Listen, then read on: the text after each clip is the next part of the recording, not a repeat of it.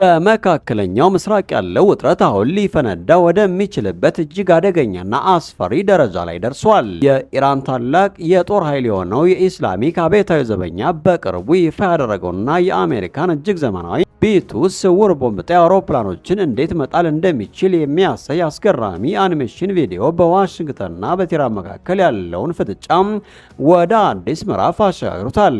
ይህ የኢራን ቦምብ ሸል የተሰኘ ቪዲዮ ወጣው አሜሪካ ኦፕሬሽን ሚድናይት ሃመር በሚል መጠሪያ በኢራን የኒኩሌር ጣቢያዎች ላይ ድንገተኛና ከፍተኛ ጉዳት ያደረሰ ጥቃት መፈጸሟን ተከትሎ ነው። ኢራን በዚህ ቪዲዮ አማካኝነት ለአሜሪካ እጅግ ዘመናዊ የአየር ኃይል ቴክኖሎጂ የምትሰጠው ምላሽ እንዳለ ለማሳየት ብትሞክርም ተንታኞች ግን ይህንን እንደ ስነ ልቦናዊ ጦርነትና የፕሮፓጋንዳ ስራ እየተመለከቱት ይገኛሉ። በሌላ በኩል ፕሬዝዳንት ዶናልድ ትራምፕ ለኢራን ማስጠንቀቂያ የሚሆን ግዙፍ የአሜሪካ ጦር መርከቦች ስብስብ ወይም አርማንዳ ወደ ቀጠናው እንዲንቀሳቀስ ትዕዛዝ መስጠታቸው ይታወሳል። ትራምፕ በሰጡት መግለጫ ኢራን ማንኛውም አይነት የጥቃት ሙከራ ካደረገች የማይገመትና እጅግ ከፍተኛ የሆነ የኃይል እርምጃ እንደሚጠብቃት በግልጽ አስታውቀዋል።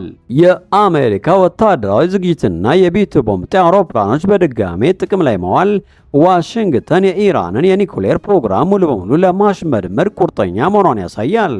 ለዚህ ምላሽ ይሆን ዘንድ ኢራን በዓለም አቀፍ የንግድ መስመር ላይ ከፍተኛ ተጽዕኖ ባለው የሆርሙዝ የባህር ወሽመጥ ላይ የቀጥታ ተኩስ ወታደራዊ ልምምድ ለማድረግ ዝግጅቷን አጠናቃለች።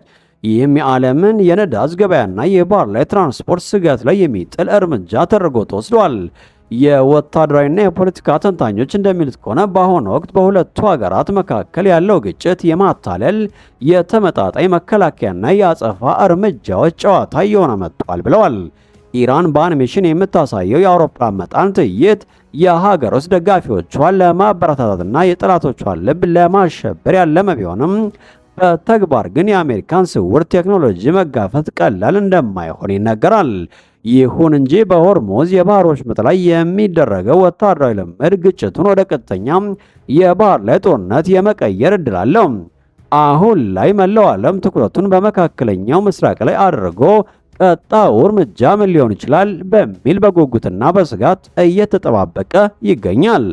ይህ ፍጥጫ ወደ ቀጣዩ ጦርነት ያመራል ወይስ በዲፕሎማሲ ጫና ይረግባል የሚለው ጥያቄ ብዙዎች አሳሳቢ አጀንዳ ሆኗል። በተለይም የሞሳድ ኦፕሬሽን የቴህራንን የውስጥ ደህንነት ድክመቶች ካጋለጠ በኋላ ቻይና እና ሩሲያ የኢራንን አገዛዝ ከምዕራባውያን ጥቃት ለመከላከል የመከላከያ ጋሻ እየሆኑላት መጥተዋል። ቤጂንግ አሁን ላይ የነዳጅ ግዢ ብቻ ሳይሆን የኢራንን ወታደራዊና የደህንነት መዋቅር በከፍተኛ ቴክኖሎጂ ለማዘመን እየሰራች ትገኛለች።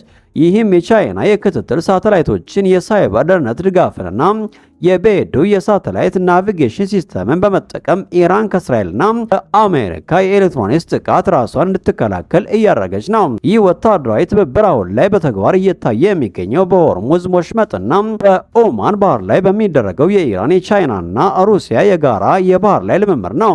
የአሜሪካ አውሮፕላን ተሸካሚ መርከብ ዩኤስኤስ አብርሃም ሊንከን በዚህ አካባቢ መገኘቱም የኢራን አብዮታዊ ዘበኛ የአሜሪካ መርከቦችን የሚያስፈራራ የድሮን ምስል መልቀቁ ሁኔታውን ወደ ዓለም አቀፍ ጦርነት ሊያመራ የሚችል ከፍተኛ ፍጥጫ ውስጥ ከቶታል። በሻንጋይ ትብብር ድርጅት አማካይነት ቻይናና ሩሲያ በቴህራን ዙሪያ የዲፕሎማሲና የወታደራዊ ምሽግ እየገነቡ ሲሆን ይህም ለዋሽንግተን ግልጽ የሆነ ማስጠንቀቂያ ተደርጎ ተወስዷል። በዋሽንግተን በኩል ያለው ሁኔታ ከዲፕሎማሲያዊ ንግግር ወደ ጦርነት ዝግጅት የተቀየረ ይመስላል። ፕሬዝዳንት ዶናልድ ትራምፕ ቀደም ሲል ለኢራን ተቃዋሚዎች ያሳዩት የነበረውን ድጋፍ ትተው አሁን ትኩረታቸውን ሙሉ በሙሉ በኢራን የኒኩሌር መርሃ ግብር ላይ አድርገዋል። ይህ የትራምፕ የንግግር ለውጥ የመጣው ባለፈው ሰኔ ወር ላይ ኦፕሬሽን ራይዚንግ ላይን በተባለው ጥቃት የኢራን የኒኩሌር ተቋማት ወድመዋል ከተባለ በኋላ ቢሆኑም አዳዲስ የስለላ መረጃዎች ግን ኢራን የዩራኒየም ክምችቷን በኢስፋም ተቋሙ ሲበልጥ ጥልቅ በሆኑ ዋሻዎች ውስጥ ደብቃ ማበልጸጓን እንደቀጠለች ይጠቆማል።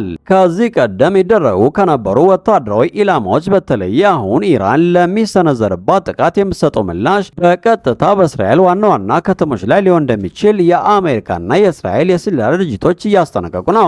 ፔንታጎን ለትራምፕ የኮማንዶ ጥቃትን ጨምሮ የተለያዩ ወታደራዊ አማራጮችን እያቀረበ ቢሆንም የአዘርባይጃን የአየር ክልሏን ለጥቃት አልፈቅድም ማለቷና የቱርክ የውጭ ጉዳይ ሚኒስትር ዋሽንግተን በእስራኤል ላይ ግፊት ወደማይፈለግ ጦርነት እየገባች ነው ብለው ማስጠንቀቃቸው ለትራምፕ አስተዳደር ትልቅ እንቅፋት ሆኗል። የኢራን አገዛዝ በኢኮኖሚ ውድቀትና በህዝባዊ ተቃውሞ ቢዳከምም አሁን ያለው ፍጥጫ ግን ዓለም ከዚህ ቀደም አይተው የማታውቀው አስከፊ ቀውስ ውስጥ ሊከታት እንደሚችል ተፈርቷል። ጤና ይስጥልን። የኢራን የውጭ ጉዳይ ሚኒስትር አባስ አራግቺ በቱርክ መዲና አንካራ በመገኘት በሰጡት እጅግ አንገብጋቢ ጋዜጣዊ መግለጫ ሀገራቸው ከአሜሪካ ጋር የተቋረጠውን የኒኩሌር ድርድር ዳግም ለመጀመር ፍላጎት እንዳላትና ለዚህም ዝግጁ መሆኗን በይፋ አስታውቀዋል።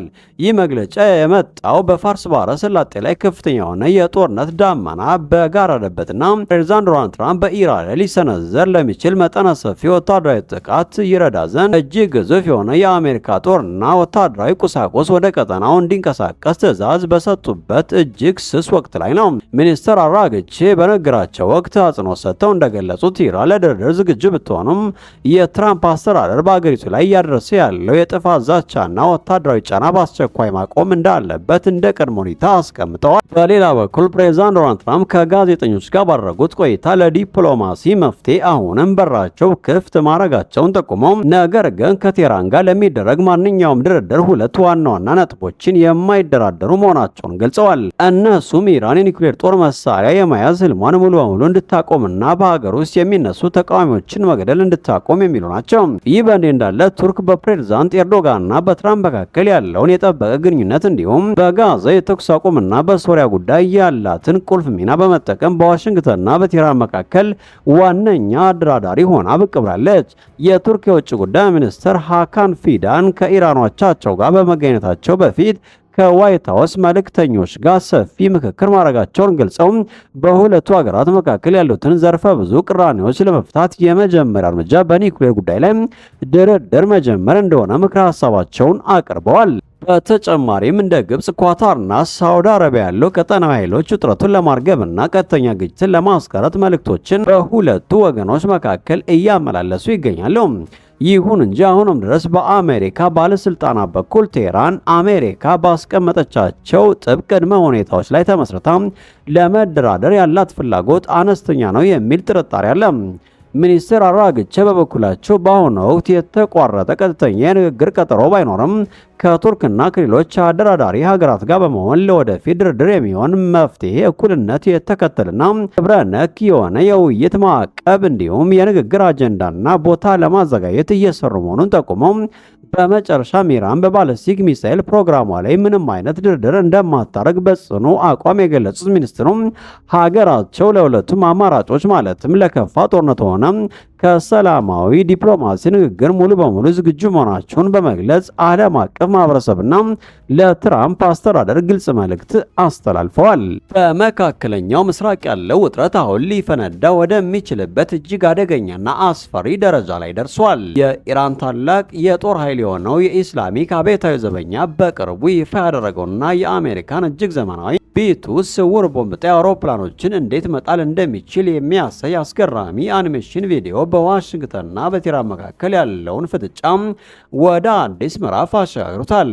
ይህ የኢራን ቦምብ ሸል የተሰኘ ቪዲዮ ወጣው አሜሪካ ኦፕሬሽን ሚድናይት ሃመር በሚል መጠሪያ በኢራን የኒኩሌር ጣቢያዎች ላይ ድንገተኛና ከፍተኛ ጉዳት ያደረሰ ጥቃት መፈጸሟን ተከትሎ ነው። ኢራን በዚህ ቪዲዮ አማካኝነት ለአሜሪካ እጅግ ዘመናዊ የአየር ኃይል ቴክኖሎጂ የምትሰጠው ምላሽ እንዳለ ለማሳየት ብትሞክርም ተንታኞች ግን ይህንን እንደ ስነ ልቦናዊ ጦርነትና የፕሮፓጋንዳ ስራ እየተመለከቱት ይገኛሉ። በሌላ በኩል ፕሬዝዳንት ዶናልድ ትራምፕ ለኢራን ማስጠንቀቂያ የሚሆን ግዙፍ የአሜሪካ ጦር መርከቦች ስብስብ ወይም አርማንዳ ወደ ቀጠናው እንዲንቀሳቀስ ትዕዛዝ መስጠታቸው ይታወሳል። ትራምፕ በሰጡት መግለጫ ኢራን ማንኛውም አይነት የጥቃት ሙከራ ካደረገች የማይገመትና እጅግ ከፍተኛ የሆነ የኃይል እርምጃ እንደሚጠብቃት በግልጽ አስታውቀዋል።